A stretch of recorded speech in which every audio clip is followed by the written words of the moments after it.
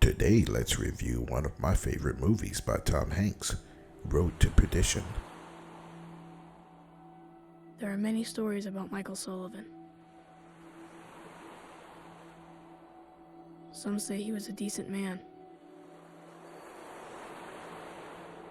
Some say there was no good in him at all. But I once spent 6 weeks on the road with him, in the winter of 1931.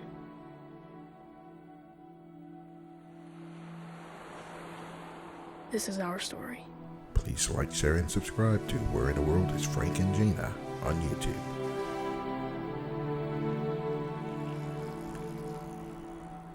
Rock Island, 1931. A boy named Michael Sullivan Jr. rides his bike through a square throwing newspapers.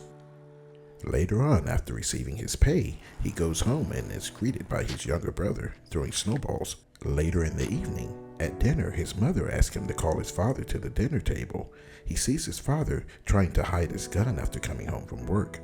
His father is Michael Sullivan Sr., played by Tom Hanks. The next day, the entire family goes to one of Michael Sullivan Sr.'s friends' wakes, and they meet up with John Rooney, a powerful mob boss played by Paul Newman, who also took in Mike Sullivan Sr. when he was a kid after losing his parents. He takes to his boys as if they were his own and loves them. Later, he sends one of the boys up to the second floor to grab his jacket to give them a little change, and the son reaches his undesirable son, Connor, who kicks him out. When it comes time to pay your respects to the dead, the deceased brother decides to state that the Rooney family is responsible for his death, when Mike Sullivan quickly grabs him and ushers him out. Once arriving at his vehicle, the tipsy man says he's going to get the Rooney family once his brother's buried. Understanding his grief, John Rooney Sr. orders Connor and Michael Sullivan to simply talk to the man. Later, he plays a piano with Michael. However, Connor hates this. You see, Connor hates the fact that his father pays more attention to Mike Sullivan than he does to him. Why are you always smiling? Because it's all so fucking hysterical. The next day, Michael Sullivan Jr. follows his father to work, since he's unclear of exactly what his father does at work. The young man follows his father, Michael Jr., and Connor in to talk to the man about the incident from yesterday. Connor, in his conniving way, deceptively incites the man by stating that his brother had been stealing from his father, knowing full well it was not true, and then he shoots him in the head, along with his bodyguards, and then he notices Michael Sullivan Jr. peeking in a crack, and then he runs away as he chases after him. His father finally catches up to him after getting caught and tells him he better not tell anyone, which he agrees. The next morning, the Sullivan home is visited by John Rooney, the mob boss, who wants to talk with Jr. He says that a man of honor always keeps his word and gives him his reward for the dice game. A few hours later, Michael Sullivan Sr. meets with John Rooney, the mob boss, who's convinced that Michael Jr. won't blab because he acts just like Michael did when he was a kid. Later that afternoon, John Rooney meets with the other mob bosses and publicly humiliates Connor in front of them for his actions. He also wants to meet with Michael instead of Connor to continue the meeting, which infuriates Connor. Having an insatiable hatred for Michael, Connor gives Michael a note that needs to be given to one of the men that owes his dad's money. Once arriving to the brothel, Michael hands the note over. Once reading the note, the man nervously keeps looking at his revolver and tries to grab it. Michael is quicker and shoots him and the guard, and then picks up the note. Michael reads the note and realizes that Connor has set him up to be executed. Meanwhile, later at his home, the evil Connor goes and executes his wife, and looking for his middle son, executes his younger one, not realizing that Michael Jr. was in detention at school. Once arriving home, he hears gunshots and miraculously is able to escape Connor before he sees him. A few hours later, Michael Sr. arrives home and immediately notices his son sitting at the dinner table and knows that something is irreparably wrong. Meanwhile, Connor, who didn't know the boys one from the other, tells his dad what he did. As the father beats his son, he eventually stops and then hugs his delusional son. At this point, Michael Sullivan Sr. and Jr. pack up and leave their home. Michael then drives to John's house to look for Connor. However, he meets a mob member who offers him $25,000 for him and his son to disappear and move to Ireland.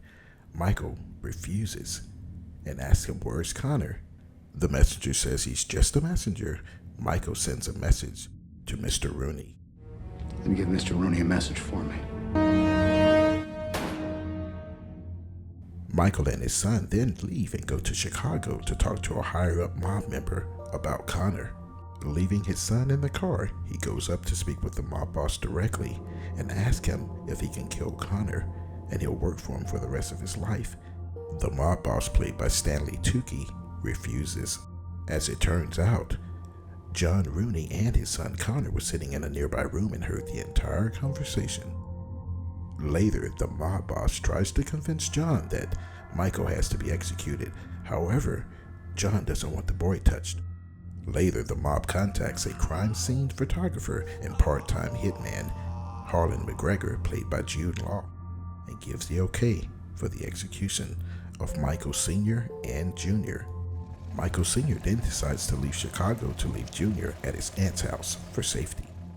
Later, Michael calls John's house and his aunt answers. He tells her he'll be there soon, but this allows Harlan to track his phone call.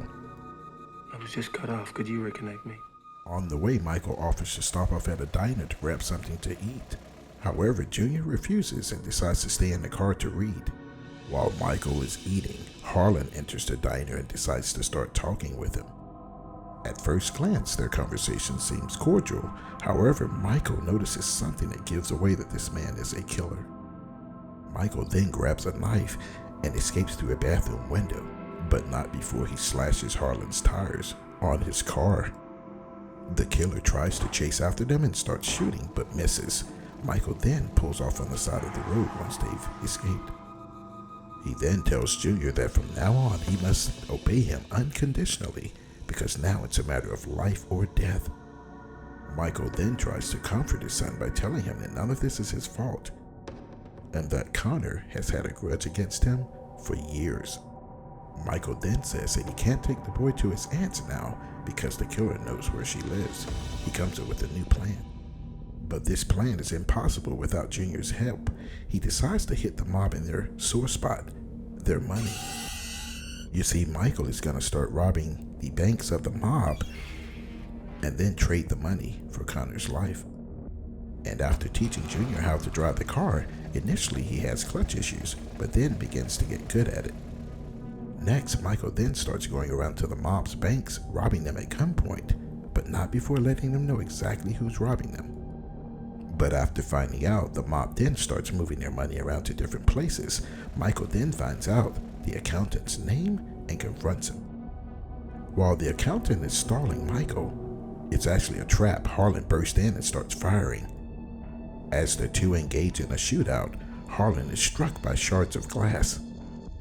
While Michael manages to escape with the money, Harlan wounds him in the arm. While Junior drives the getaway car, Michael passes out from blood loss. Unable to stop the bleeding, the young man pulls over to a nearby farm and asks the farm owners to help out, which they are able to remove the bullet. The young man is so happy, he offers to do anything to help the farmers out for saving his father's life. Later on, as Michael is recovering from his injuries, he and his son become closer than they ever have. Michael then goes through the accountant's notes. Michael then realizes that Connor has been stealing from his father, John Rooney, the mob boss, for years, using dead men's identification to cover his tracks. Michael then decides to go tell John Rooney himself, leaving Rock Island and also leaving a considerable amount of money with the farmers to help care for the boy. Once reaching Rock Island, Michael waits in the church for John and then talks to him in private, tells him about Connor, but he lets him know that he already knows about Connor. Michael also tells John that once he's gone, the mob would deal with an untrusty man like Connor. John then refuses to give up Connor. He also again tells Michael to leave with his son and raise him as a decent man. Later on a rainy day, using a Tommy submachine gun, Michael ambushes John and his bodyguards. He destroys them and then walks up towards John, who seemingly accepts his fate as Michael approaches him. I'm glad it's you. Left without his father's protection, the mob decides to reveal Connor's location in exchange that Michael will end the feud. Michael then tracks Connor down to his hotel room and executes him, fulfilling his revenge. Once doing so, he hugs his son and tells him they can now go to his aunt's house in Michigan. As he watches his son out over the beach, relaxing, Harlan shoots him twice in the back after tracking them down, and in his sick, twisted mind wants to take a picture as he normally does. He's surprised when he sees Michael Jr. holding a gun pointing at him.